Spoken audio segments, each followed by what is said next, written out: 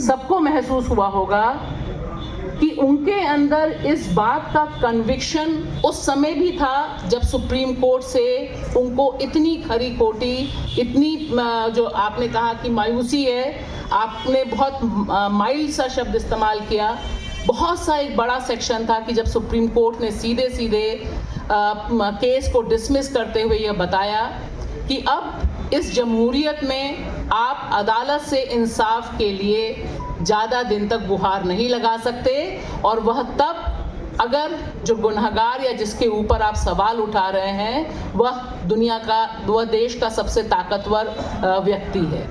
तो आप देखिए कि ये जो पूरा का पूरा घटनाक्रम है, ये एक बात दो चीज़ों को बताता है कि भारत में रेजिस्टेंस और रेजिलियंस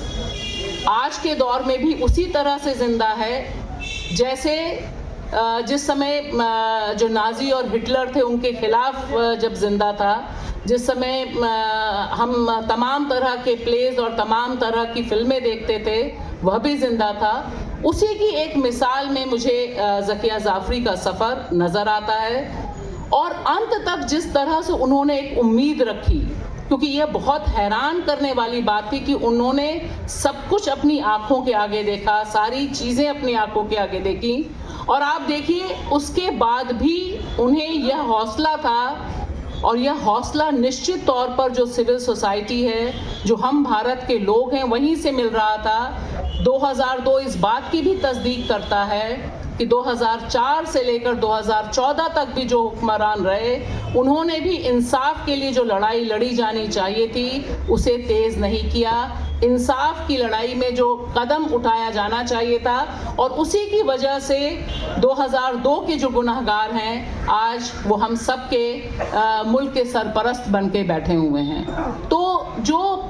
छोटी गलती या बड़ी गलती के तौर पर चीज़ें दिखाई देती हैं, और जहां पूरा स्टेट एक तरह से ऑर्गेनाइज्ड है, स्टेट के सारे सेक्टर्स, लोकतंत्र के जितने खंबे हैं वो जब नतमस्तक हैं, उसमें मुझे लगता है ज़किया जाफ़री को याद करना इसलिए ज़रूरी है क्योंकि दरअसल हम अपना कमिटमेंट जमहूरियत के प्रति, हम अपना कमिटमेंट इंसाफ के प्रति दोहराना चाहते हैं। हम ये बताना चाहते हैं कि ज़किया जाफ़री, हम शर्मिंदा हैं, लेकिन हमें इस बात का भी गर्व है कि आपकी इंसाफ की लड़ाई में इस वतन के लोग, सारे लोग लम्बलेट नहीं हुए थे सत्ता के आगे, आपकी लड़ाई में लोग शामिल थे, और आज भी जब हम उन्हें याद करते हैं तो ये बताते हैं कि हमारे पास इंसाफ और सच से बड़ा कोई और अस्त्र नहीं है, और उसी की बदौलत आज भी चाहे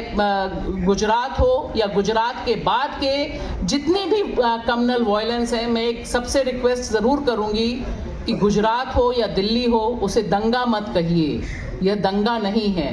दंगे का मतलब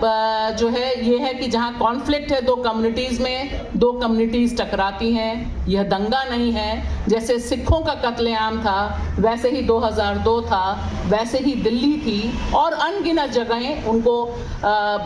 हम सब जानते हैं। तो दो तीन चीज़ें मुझे लगता है अंत में यही कहूँगी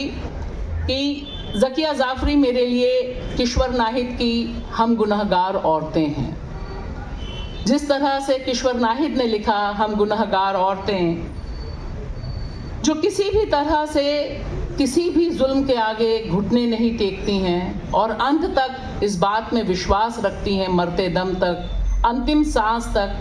कि सच जिंदा है, और मैं अपनी आखिरी सांस तक सच के साथ खड़ी रहूँगी। और मैं खुद को भी किश्वर नाहिद, ज़किया जाफ़री और उस तरह की तमाम महिलाओं के साथ अपने को जोड़ती हूँ, और उनके संघर्ष में बस इतना कहना चाहती हूँ कि ज़किया जाफ़री, हम शर्मिंदा हैं, लेकिन हमें इस बात का फ़ख्र है कि जब आपने इंसाफ की लड़ाई लड़ी और आपके जैसे हज़ारों औरतों ने और भारत के वासियों ने लड़ाई लड़ी, तो हमारे पास जितनी ताकत है उस ताकत के साथ हम इंसाफ और सच के साथ खड़े हैं। अगर आपने अभी तक सनराइज समाचार को सब्सक्राइब नहीं किया है तो सनराइज समाचार को सब्सक्राइब कीजिए और बेल आइकन को भी दबा दीजिए ताकि आप हमारे आने वाली वीडियो का नोटिफिकेशन सबसे पहले पा सकें।